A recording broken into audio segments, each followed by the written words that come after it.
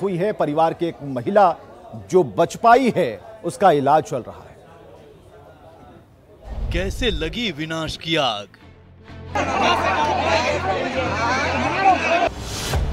किसने बनाया घर को लाक्षागृह?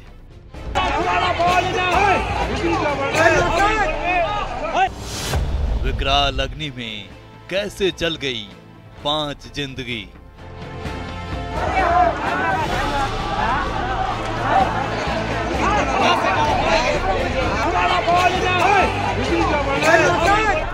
एक घर में लगी इस विनाश की आग को देखिए। विकराल अग्नि की इस धधक में 5 जिंदगी स्वाहा हो गई।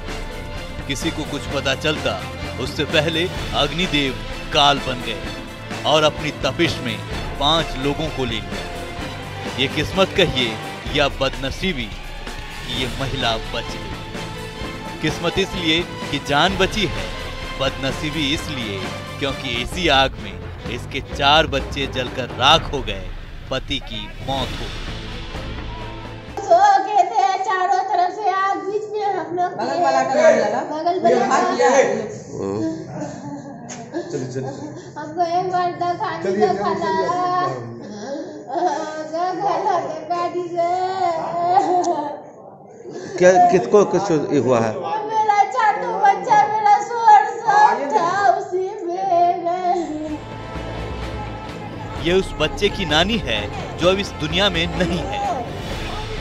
घर आने से पहले वो नानी को थैंक यू बोला था।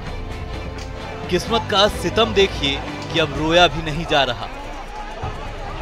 घर जा रहे हैं।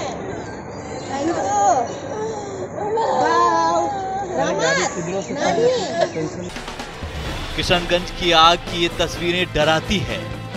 सलाम कॉलोनी में देर रात नूर आलम के घर आग लगी और उसके बाद आग फैलती चली गई। आसपास के 4 घरों को भी आग ने चपेट में ले लिया। मौके पर पहुंचे एसडीओ शाहनवाज अख्तर नियाजी ने 5 लोगों के मौत की पुष्टि की। देखिए, ये पानीबाग की घटना है, बहुत ही दुखद घटना है। रात 2:30 बजे आग लग गई। लगता है खाना बना के ठीक से बुझाया नहीं होगा। और इस दर्दनाक घटना में 5 लोगों की मृत्यु हुई है। एक नूर आलम है और उनके साथ 4 बच्चे हैं और लोगों को बचा लिया गया। दमकल तुरंत डिप्लॉय कर दी गई। अब इसमें हमने टीयू पे घूम कर आ रहे हैं, देख के आ रहे हैं। बहुत ही तबाही हुई है।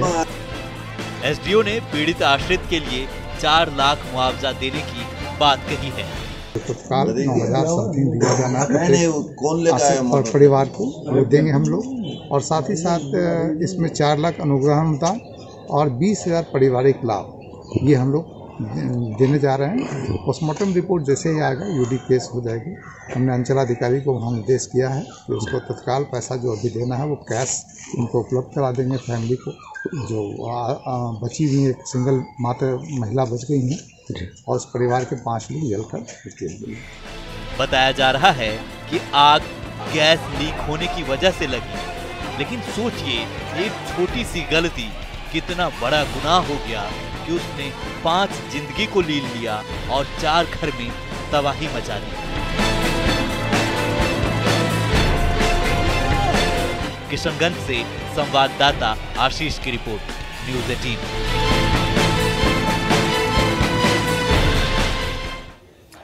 तो किशनगंज की खबर के बाद ये सावधानी जरूरी है, आपको भी जानना जरूरी है कि गैस लीक हो तो क्या करना चाहिए। हम आपको बता रहे हैं कि अगर गैस लीक है तो इलेक्ट्रिक स्विच को सबसे पहले आप ऑन करने की गलती तो कम से कम ना करें। दूसरी बात क्या है? दूसरी बात यह है कि किचन और घर की खिड़कियां और दरवाजे आप बेधड़क खोल दें ताकि हवाएं आ जा सकें।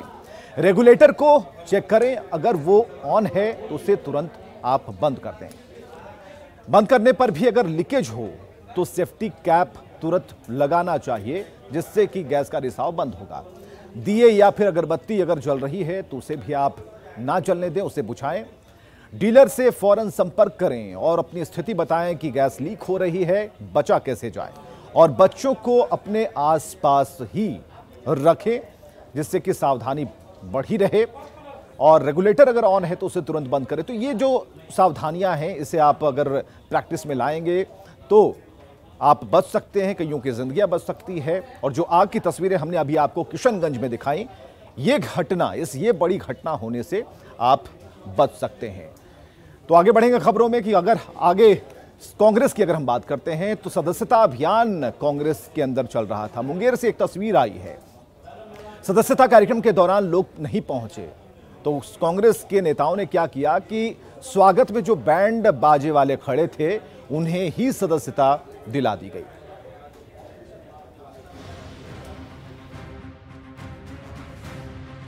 ये तस्वीर देखिए, गले में कांग्रेस का पट्टा और हाथ में बैंड बाजा।